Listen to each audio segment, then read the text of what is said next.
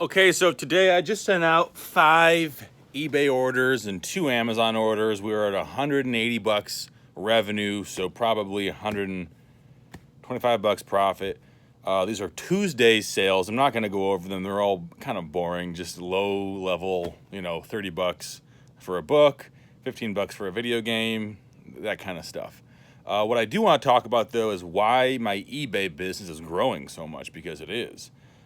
Historically, over the past 8 months, 6 months, Tuesday and Wednesday have been my worst days. There's some Tuesdays and Wednesdays I have like $10 in sales, like 5 or 6 months ago.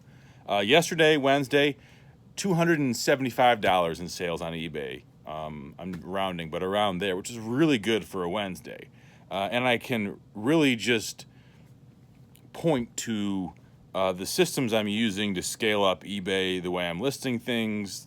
We'll talk about that in a later video, but what I want to talk about is why I'm moving away from Amazon towards eBay. If you watch my channel for years, you know that I used to sell a huge amount of electronics on Amazon using Amazon FBA. And then in about 2018, they stopped reimbursing damages that occurred in the warehouse. I mean, they didn't stop technically, but it just became extremely difficult to follow up and prove to them that, hey, I sent you a working used DVD VCR combo. Whatever they did, I don't know if it was automated machines, I don't know, that became much worse. And then I would say in about 2020 or 2021, somewhere around that time, a new problem arose from the Amazon machine. And at that point, I was still selling a huge amount of retail arbitrage items, merchant fulfilled on Amazon. The supply chains were not doing good, so I was able to swoop in, get things that people wanted, free weights, stuff like that, and then sell them at a pretty decent profit, merchant fulfilled. Everything was fine. But then once that way of making money kind of slowed down, and I talk about it a little bit in the monthly roundup in the Patreon that I'm doing. I'll link to that below if you want to join, or on Gumroad. But for whatever reason, now that Walmart and big box stores are doing better about, or not better, but ordering more. It's not necessarily better. Now that they're ordering more, those areas of retail arbitrage possibility are few and far between. There's still, I'm not saying it's not possible. I'm just saying there's not. You can't walk into a Walmart and buy a bunch of free weights and make $15 per free weight. That just doesn't exist anymore. If it does, tell me. It doesn't exist anymore. So I began FBAing more electronics, a lot of things in the $150 to $300 range, Sony, Panasonic, Samsung, brands that are gated, that I'm ungated in, because I've been selling on Amazon for so long. I'm just grandfathered into these ungatings for high-value brands, and I could do eBay arbitrage. I would never ship direct to the customer because that's a little too risky for me, but I would buy things, come to my warehouse, and I'd either FBA them or merchant fulfill them. But since right around 2000, end of 2020,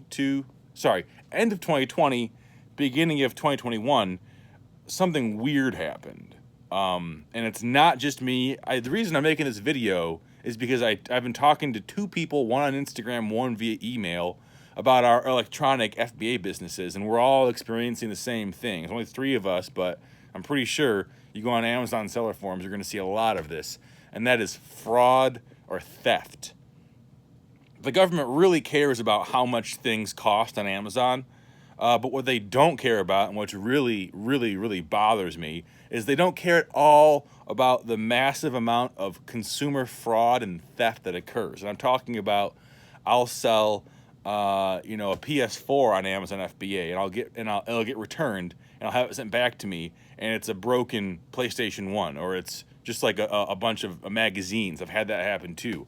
I went so far as to put like void security stickers on all my items, and still get garbage sent back to me. Different items. They're buying DVD VCR combos, like a Sony SLV 350. Is that what the low end DVD VCR combo is? I'd sell that for like $190, $150 in that range. And then it gets sent back to me. I get worthless, nothing back. And you send to Amazon and they go, oh, well, do you have invoices for this? No, I don't have invoices for a used DVD VCR combo from 2007. I mean, they even ask, they say, we're not going to accept invoices that are older than 6 months or a year old. It's kind of insanity. But what they're basically saying is, we don't want you to sell these things here. You have zero protection at all on fraudulent returns. They say you can go through a safety request and you can do all this stuff where maybe you'll get your return postage back. But in my experience dealing with this fraud, I have never once gotten an FBA return reimbursed when they just swap the item out. And it's even inspected sometimes, and they just say, oh, well, we don't know if you sent them that. The customer, a bunch of magazines, for example, I'm saying, okay, look at my sales history. Do I seem like I'm the kind of person who would do that? But the way Amazon works as opposed to eBay is, you're never going to get to somebody who has a nuanced understanding of e-commerce talking to Amazon seller support. At least I don't. I'm always talking to somebody at a call center who barely understands English, and it's really unfortunate. The good news is eBay sees this gap in the market and they're swooping in. But as of 2022, I have zero, July 28th, 2022, I have zero large electronics for FBA. And over the next few days, I'm going to be taking all my Merchant Fulfilled listings off Amazon and putting them on eBay. Everything that's over probably $100. I don't get returns. If I sell like a Blu-ray DVD player for like $80, that's not a high risk item. But the things, audio and video equipment that's worth more than $125 is like, that seems to be the number. My rate of things being stolen, which basically I mean just like things that are returned with a different item or they're swapped out for a broken item, it's over 50%. There was a streak where I had 15 sales, over $100, sent to the customer and then returned to me with something different. 15 freaking sales. And I went so far as to like call the police departments. There was one of them was in New Jersey, and they have a whole consumer protection. It's like, hey, like this is happening, and they said, oh well, like we'll keep a record of it, but we can't do anything about it. It's just like, because I thought that one, I'm not going to say who it was for obvious reasons, but I think that one, I Googled the address, and they had a history of it. So I think that there are both individuals doing this and like organized crime, buying things, abusing Amazon's return policy. Amazon in turn doesn't give a shit about sellers like me who are selling used electronics. In the same way we're seeing Amazon purge all of their old toy listings. You know, they say it's because there's these new guidelines. I think California made these guidelines about having to have your, whatever they're called, compliance documents. And they say, oh, well, if you can't provide those, we have to take the listing down. How do you find the compliance documents for a collectible toy that's 25 years old? How do you do that? I've emailed Fisher Price. They don't talk to you back. And so they're just, Amazon is figuring out ways to get rid of these, in their understanding, items that are not worth selling. It's either too much headache or they run into issues with the brand owners or what. I am not privy to that information.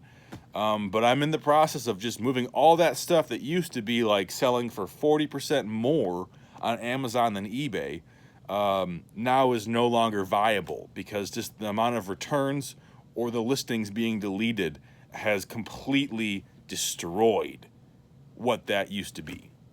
And whatever, live and learn. I'm not really like, I mean, I'm complaining, but I'm not like upset over it. It's just business. It's the way it goes. And so now my efforts are going into figuring out ways to scale that up on eBay, because the positive of all this is my experience with eBay's customer service and just the features they're adding and the ability for you to scale up using external services is way better. I mean, if this is how it was in 2017, I might not have put so much effort into Amazon. So I'm curious, if you sell large electronics or anything over $100, $125, are you seeing an extremely high rate of fraudulent returns, or is it just me and the few guys I'm talking to and it's like confirmation bias? I don't know. Thanks for watching. If you're still here, give it a thumbs up because you're still here and you obviously care about this stuff. And I'll see you guys tomorrow.